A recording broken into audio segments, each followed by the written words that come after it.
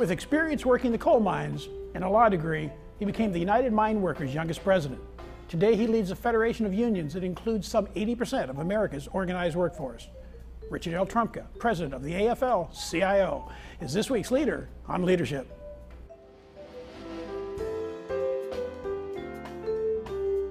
Knowing when to ask for help is critical when you're in a leadership position.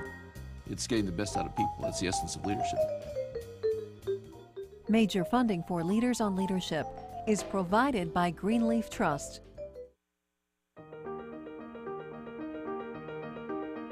Helping people manage their wealth, accumulate assets, and preserve those assets for generational continuity implies trust. We are sitting down on the same side of the desk as you are. We're planning for your financial needs.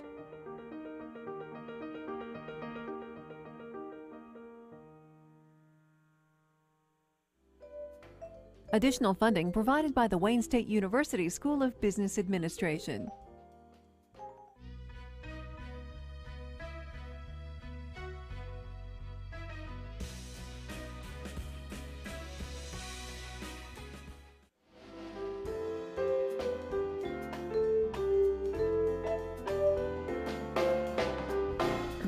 Welcome to Leaders on Leadership, here with a student audience on campus at the Wayne State University and Detroit Public Television Midtown Detroit studio. I'm Larry Fobes. Rich Trumka often tells a story of his career being defined in a childhood conversation with his grandfather. Thanks for being here, Rich. Thanks for having me, Larry. Appreciate it very much. Tell us about that conversation with your grandfather. Well, I was about 12 years old, and my maternal grandfather and I were very, very close, and the miners were on strike at that time. And he and I were talking about that, and I said, what can I do? What can I do to help miners? And he said, you know, look around you. Who are the people you think can help miners the most? And the first thing I said was politicians, and he almost backhanded me, or he pretended he was going to backhand me. And then he says, you know, look, if you really want to help workers, you know, get a law degree. And then he said something else that always stuck with me. He said, if you really want to help workers, you got to learn to help people first, because that's our job, to help people. I like that. Then you wound up working in the mines after school. I did. And then and in the mines you worked, went to university, degree from Penn State and the Villanova Law degree, then legal staff for the United Mine Workers, and then back leadership roles in the union, at the local. How did the viewpoint vary between union national and the local office? Well, I think, first of all, I was blessed because the union actually sent me to both undergraduate school and law school. And I was an officer at the local union, so I had that perspective. And it's always closer to the people. Whenever you're at the international stage, you're a step removed from the rank and file, and you got to make sure that you don't let that distance get too far, because it's real easy to start thinking about all the macro stuff and forget about the guy or the lady or the woman who picks up a bucket and goes to work every day and actually pays your salary. So I tried to stay close with the rank and file, and it's actually defined my leadership style. I look at the labor movement from the bottom up, not the top down. Now, in 1982, you led a reform ticket and became president of the United Mine Workers at 33, the youngest president I've ever had. How does a young leader come in, not yet proven, and start making reforms in an organization that I'm assuming is fairly traditional? Well, actually it starts back a little further. When I was in the legal department, I went all over the country helping miners with different things. And I did a lot of pro bono stuff to help them personally that wasn't part of the job. So I knew a lot of the miners everywhere, and we'd talked about different stuff, and they'd heard my vision and my philosophy. And then I ran for the executive board and had no intention really of running for the presidency. And then people on the executive board started saying to me, you really have to run. The union's gone downhill. We can't allow this to happen. You're the best solution. And so we put together a ticket that brought everybody in the union sort of together.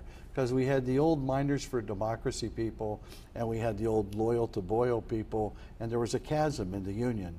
And my ticket actually brought everybody together, eliminated that chasm, and we just ran and did what we said we were going to do when we ran. How do you go about closing that chasm when people already disagreeing. How do you get them to come to some sort of a common ground? Actually, we're just looking at things, putting the United Mine Workers first, putting politics aside, and actually putting the membership and representing the membership first, putting the union in front of particular your interest or anybody else's interest, and then bringing people from both sides that started talking. I mean, these were my friends, even though they were on the opposite side of the election. And when we came together, we were able to bridge that gap so that people on both sides of the ideological gap said this can't be wrong if these guys are together. Now, you had a couple of well-reported actions during your presidency. Pittston. What was the situation? What happened at Pittston coal mines? At Pittston? Pittston, I'm sorry. Yeah. Well, first you got to set the stage for that. I mean, everybody else in the country had been taking major concessions during that period of time. Members were beat down. They anticipated giving up more. And we come up against Pittston, and Pittston says to us, we're going to take the health care off of your grandmothers and your fathers and all your relatives. We're not going to take it off the active miners. We're going to take it off the retired miners that we had promised it to. And I guess they thought that the retired miners would say, oh, okay, take it off of the retirees, it doesn't matter to us. But that was our parents. And so we took the fight on and knew that we had to win. And we did peaceful civil disobedience, but we put literally the entire union on the line because we understood that if we lost health care for retirees at Pittston, there'd be 300,000 retirees in the rest of the industry that would have lost it as well, and we weren't going to let that happen. I wasn't going to let that happen on my watch, and so we took them on, and we actually had a great outcome. But the key to success there was that our members, over about 14-month strike period, not one single mine worker crossed the picket line. They had great solidarity. We stood together and ended up winning that strike, and actually had a pretty positive effect on the rest of the labor movement, because right after that the steelworkers did Ravenswood. It was another fight, and we joined in with them, and they won at Ravenswood, and we put an end, at least temporarily, to the wave that they were coming after us with that followed Reagan and Patco. Now, in that first strike, you said it was a very long strike, several months, year and some months. How do you lead the reaction? How do you lead a strike like that when it's high emotion on both sides? Keep it civil disobedience as opposed to actions people may regret later. Keep people charged up to make the fight, but keep it in control, and so you're focused on the issues, not just the other side. We started about a year early because the contract expired, and we knew that our members weren't really ready to take this on yet, to fight on. And so we didn't strike immediately. We trained them, we told them about civil disobedience. I talked to them, I spent a lot of time down there. My vice president at that time, who is now the president of the mine workers, Cecil Roberts, we were down there constantly with our members, telling them that the way to win is to do it this way, not the other way. And so when we got started, it really took off, and people from around the country came out. And I'll give you a couple of examples that till this day still makes me lighthearted. When we went out on strike, 3 high schools went out on strike. The students walked out and they supported their parents in the strike. The principal got very upset and made them write an essay on why the mine workers should win the strike and health care as punishment for being out on strike. There was another incident where they were coming to take us away in buses, and they had a station, the state police had a station where they'd fingerprint you and do stuff on the bus and then put you in the back of the bus, and they pulled up to a gasoline station. And the bus sat there for a while, and the owner was walking around, he didn't come over, and finally the police officer gets upset and says, "Why aren't you coming over here?" He said, "I'll come over now, but you have to know, for you, gas is $75 a gallon." The guy says, "I'm not paying $75 a gallon." The guy says, "Good, you're not getting any gas," and he walks off. Two waitresses, 2 state cops go into a restaurant, and they're sitting there, and they're miners all over the place, and they're talking to everybody, and they sit there for an hour, and no one comes over to the 2 state police. Finally, they get frustrated. They say to the waitress, "We've been here an hour, and you haven't come over here." She points to a sign on the wall that says, "We reserve the right not to serve anybody." Never says a word to them and walks off. They sat there for a couple of minutes and left. And well, when I started hearing stories about that, I knew that we were doing well. And then the time that I knew we would win, I couldn't go down there in the daytime because they were trying to serve me and trying to garnish our money to prevent it from happening. So I'd go down in the middle of the night. And this one night I was about 50 yards away from the picket line, and I could hear our guys out there laughing and taunting these guards. And I said, "Stop and listen to that." And when I heard that laughter, I knew that they couldn't stop us. Now, after that happened, very satisfactory for you guys. The mine workers were at the top of the game. You led them into the AFL-CIO. I did. Why? Well, because no one could do it alone. I mean, the Pittston strike showed us that we couldn't do it alone. Nobody could. That it took everybody to be part of the same labor movement. And so I still had a lot of the naysayers that Lewis took us out of the AFL, Lewis took us out of the CIO, because we'd never been in the AFL-CIO before. We'd been in the AFL and we'd been in the CIO, but never the AFL-CIO. So he took us out. We shouldn't go back in. And I said, "Man, if he was here today, he'd tell you to go back in, because it takes all of us fighting together." Now, you soon became, after you joined the AFL-CIO, you became soon the AFL-CIO Secretary-Treasurer, and not, again, the youngest person to hold that job. In that role, you were very active in the campaign to elect President Obama. People like me, who are kind of on the outside, we thought it was kind of a close election, but you were seeing something else happening out there in the country. What were you seeing? Yeah, I was seeing a lot of our members that didn't have their normal zeal, that they were not pushing the election like they normally would have. These are middle-level officers, district officers, and even local union officers. And I started poking at it, talking to people to see what it was about. And it was the race card actually there. Local union officers were afraid to get too far out for a black man, because they were afraid that their membership would then take it out on them whenever they ran.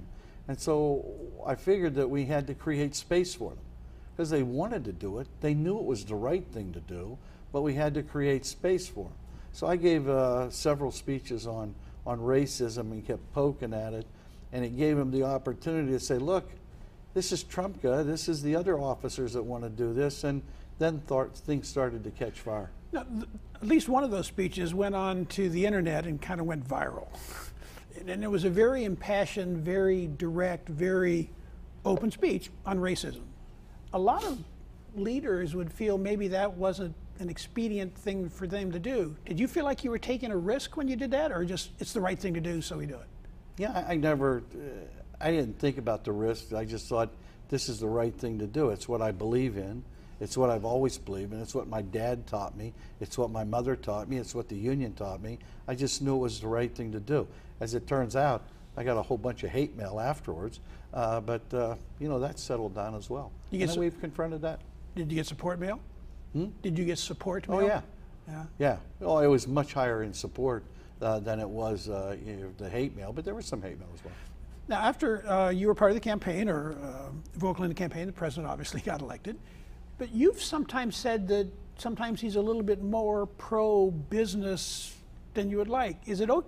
How do leaders who work together, as you did on that campaign, then it's okay to disagree later on?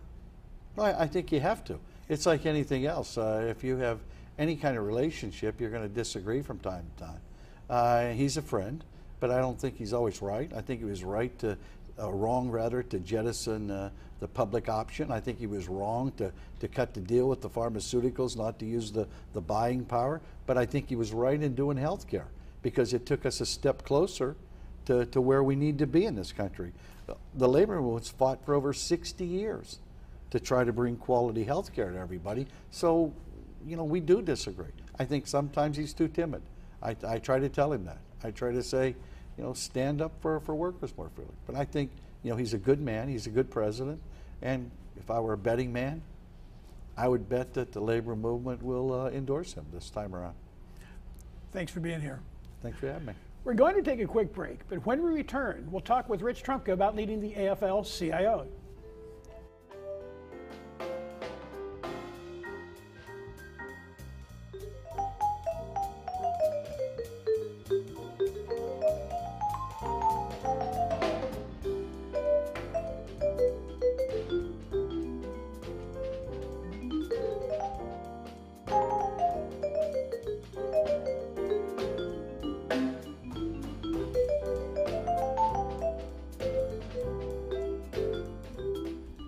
Welcome back to Leaders on Leadership.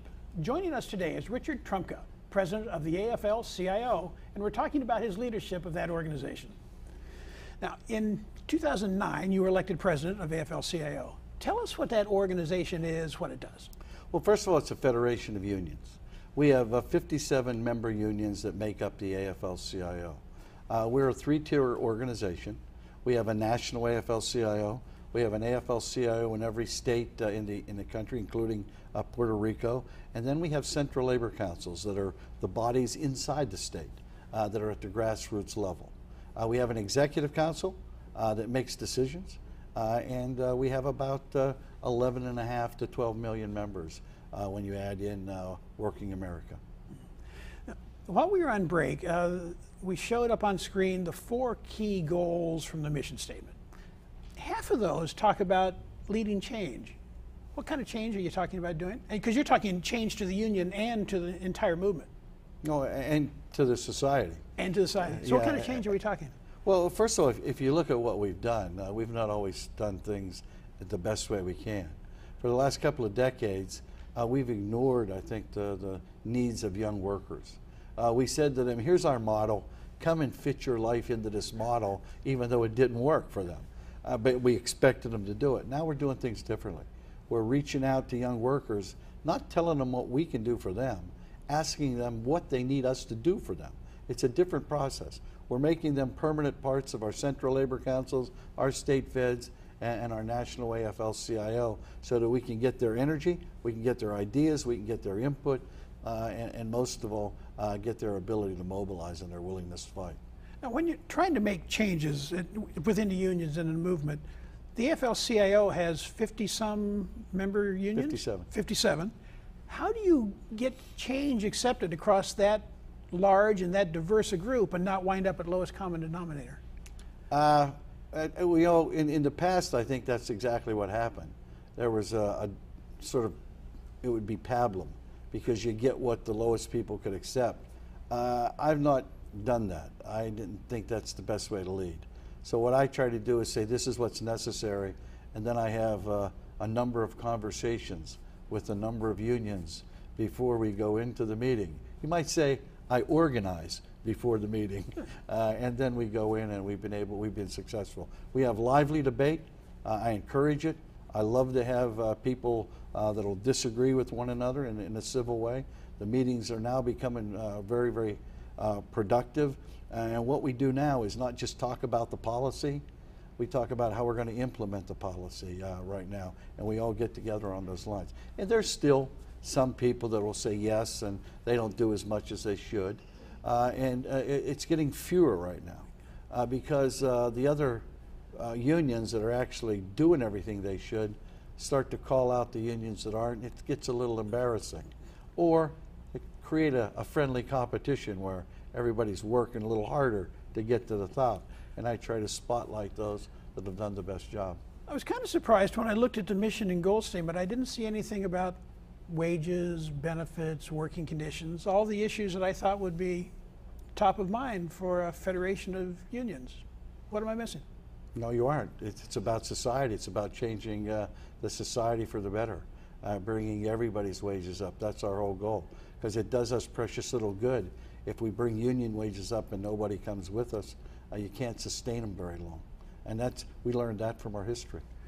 When you ran for president of the AFL-CIO, you came in on a platform of trying to restore, bring it together. It had been a little splintered, the movement. How do you take a group that size, same kind of question, bring it together when on some new vision when they don't even agree on the status quo? Well, here's what we did, and we've even extended it out with these recent waves of fights by governors that are overreaching like Walker and legislatures that are overreaching like Ohio. What we did is we came together after the election. I saw that we were going to be attacked pretty readily because of the change from blue to red or purple to red, and brought together and created a thing called the table. So unions that are not affiliated with us, like NEA or SCIU or UFCW, at the national level that is, brought them together and we created a table so that we could act, not just coordinate, but so that we could truly act as one. And then we created that same table in every one of the states out there. So we brought them in. Now, fortunately for us, most of those unions, 80% of their locals, when the nationals left, 80% of their locals stayed affiliated with us at the local and the state level. So it wasn't that big a lift. But we're working hard at it, and I think you'll see that we've been acting more unified and more in solidarity than we probably have in the last 4 or 5 decades. It's probably a good time to do that. You mentioned Wisconsin, where there was an attempt, I think, to take away the right to collective bargaining. How do you fight something that goes to the basic core of your organization? Well, that's exactly what you do, is overreaching. You don't not just think, he actually was not just trying to take away the right to collective bargaining, but the right to dues check off, the right to training, the right to a whole bunch of things, to silence our voice and the voice of workers out there. So we went to the public, we went right around him. I mean, there was no going to him and making a deal because he'd already made his mind up. This is part of a much bigger plan that the Republican governors have put together to silence workers for 2012 and, quite frankly, cut into democracy. Because the plan also includes taking voting rights away from students in New Hampshire, taking away the voting rights of immigrants, taking away the voting rights of the poor by trying to have a voter ID or a motor license ID before you can vote. If you don't have that, you can't vote. And many poor people don't have a driver's license. Many of the elderly don't have a driver's license. So it was an attempt to do that. We saw it, we came together, and I think we've done a very, very good job of beating them back and exposing them for what they are. That this wasn't about the vote crisis or the budget crisis. This was about them trying to grab more power and pay back their rich benefactors like the Koch brothers, who had pumped in $1 billion in the last election. If we could bring back your grandfather, what piece of evidence would you give him to show that you'd actually followed his advice and taken care of people first? I'm not so sure there's anything that I could do to convince him that we got the job done. Basically because the job isn't done. I mean, there's still racism out there. There's still discrimination against people of color, LGBT people. There are still all those things going on. The best I could do is show them that I took it to heart and I'm fighting the fight that he thought that I ought to be fighting. And I wish I had that opportunity. One last question for you, Rich. Let's assume, just hypothetically, you take position as a college professor, graduate school, and you're teaching executive education, a very special classroom. Everyone in there is a CEO, corporate CEO. Your job is to teach them how to maintain their global competitiveness, but also to work with organized labor in their companies. What's the big takeaway you want for them to get from your class? Boy, that's not a problem. To look at workers and treat them like assets to be invested in rather than costs to be cut. Because too many CEOs look at us as a cost to be cut, not as an asset to be invested in. You invest in people, you give them the skills, you give them the latitude, the autonomy to make good decisions, they'll make great decisions, they'll make you a lot of money, they'll get more productive, and you won't have to worry about things. We did an experiment in the mine workers back in the 70s. It was called the Rushton experiment. And what we did essentially was eliminate first line bosses. We did their work plus ours. And it worked. Not only did it work, health and safety, the number of injuries went down, productivity went up, profit went up. They got spooked. They called off the experiment because we were eliminating the need for those first tier bosses. Thanks for being here, Rich. You bet. Thanks for having me. Please join us again next time for another edition of Leaders on Leadership. See you then.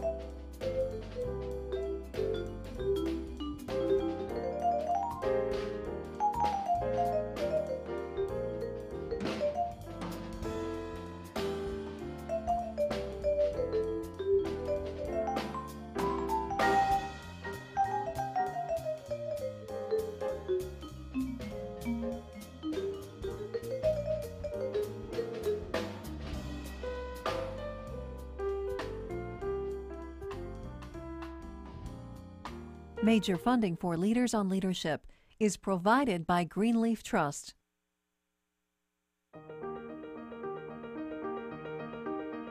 Helping people manage their wealth, accumulate assets, and preserve those assets for generational continuity implies trust. We are sitting down on the same side of the desk as you are. We're planning for your financial needs.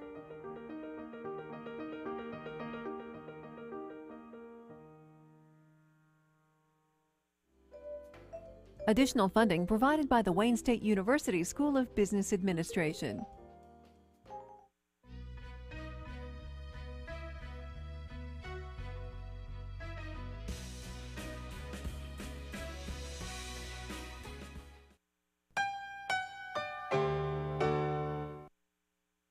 An encore presentation of Leaders on Leadership is available online for viewing at dptv.org.